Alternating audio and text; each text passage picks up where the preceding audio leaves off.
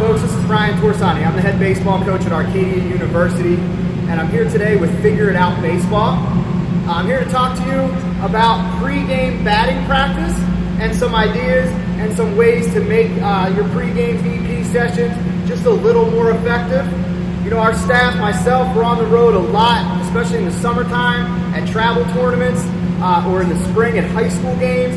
You know, we get there early on purpose. We want to watch guys get loose and how they go through their daily routines and things like that. So we get to see a lot of different setups, a lot of different teams take BP, and some do it well, some do it not so well. So these are just a few ideas that I think could help.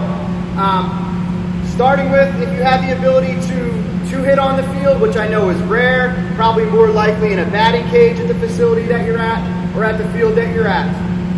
We, in our program, and I think something that can easily translate down to the high school level, travel teams, Little League, is we script out our batting practice rounds. So I know time can be a little bit of a factor. We get 40 minutes before most of our game, and we have 15, 16 hitters that we got to get through on game day. If you have 10, 11 hitters, and you have 20, 25 minutes in the cage, you can do something similar to this type of setup that I think will just get your guys in more of a right frame of mind to be able to hit. You know, pregame BP is not so much, about, those 15 swings or 20 swings, however many you're able to get. Hopefully most of your work was already done through the week at practice on their own or whatever the case may be. But those 15, 20 swings are really designed to get your players into a frame of mind that they're prepared to hit in a game to be successful.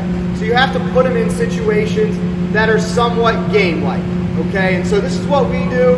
Again, there's a lot of different ideas out there. We do 3 different rounds. Our first round we call flow middle.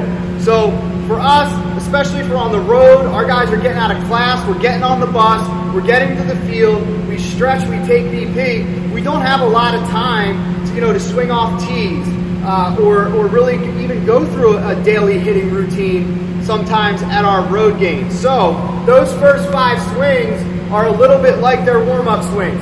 We call them flow middle. We want our guys focusing on driving the ball in the middle of the field, gap to gap. They don't have to be at full swing intensity. It's really a little bit more of a get loose round, a little bit more of a barrel consistency round, a barrel control round, and just trying to hit balls hard in the middle of the field, basically between left center field and right center field, somewhere up the middle. But that focus is really what we want even in games. We want our guys focusing on hitting the ball hard through the center of the field. Okay, and so that first round really helps our guys get locked in on that. Then from there, we go right to a 2-strike round. All right, I don't know if you've seen my video yet on 2-strike hitting. All right, but if you haven't, you can see some of the things we ask our players to do. All right, in the 2-strike round, all right, our guys are going to get up on the plate, up in the box. They're going to get up off the end of the bat a little bit and choke up. All right, our BP pitcher may even mix in a breaking ball from time to time. All right, and they're going about around a 5 is what we do. Okay, and they're focused on seeing the ball deep, hitting the ball where it's pitched, really getting on time for that fastball away. All right, and working on their 2-strike approach, in those 5 swings in pregame. Odds are, the majority of the players in your roster, if they're getting 4 at-bats in that given day, at least one of those at-bats, and probably even 2, are going to end up in a 2-strike count. So those 5 swings, even though it's not a lot, it helps our guys get ready to hit in that situation that's going to come up in game time. All right. The third round we do is we call it less than 2 strikes. Some people will call it 0-0, some people will call it 2-0, some people will call it advantage count. However you want to think about it, the way that we look at it is if we have less than 2 strikes, we're looking for a particular pitch in an area that we can drive the ball and hit it our best. We want to get our best swing off when we have less than 2 strikes.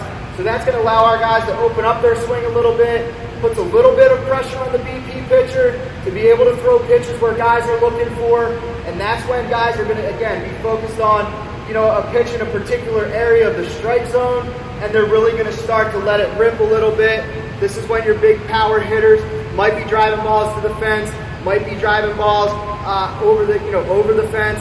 But again, this is also where you need to watch out for guys that, maybe are going at too high of a ball flight. Your little guys that you want more in that hard line drive, head high line drive of an infielder range. That's the time that you really need to hone in on those guys to stay consistent with where their ball flight is, especially in BP. But that's our third round.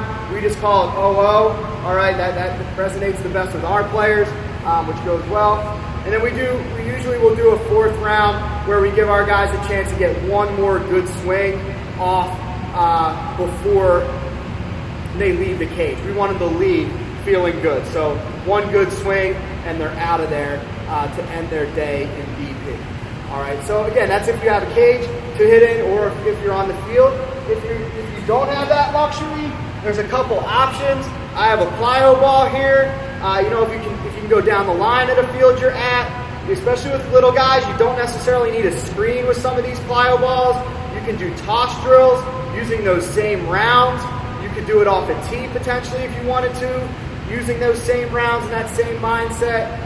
Wiffle balls are always a good idea as well. Both the wiffle ball and the plyo ball won't travel as far, so you don't have to necessarily worry about, chasing balls all over the outfield to pick them up, and they'll allow for your players to get loose, get in the right framework to hit, and be successful to score your team some runs that day. So, hope you learned something from that video. And again, I'm Bryan Torresani. I'm the head baseball coach at Arcadia University, and I'm here with you today with Figure It Out Baseball. Thanks.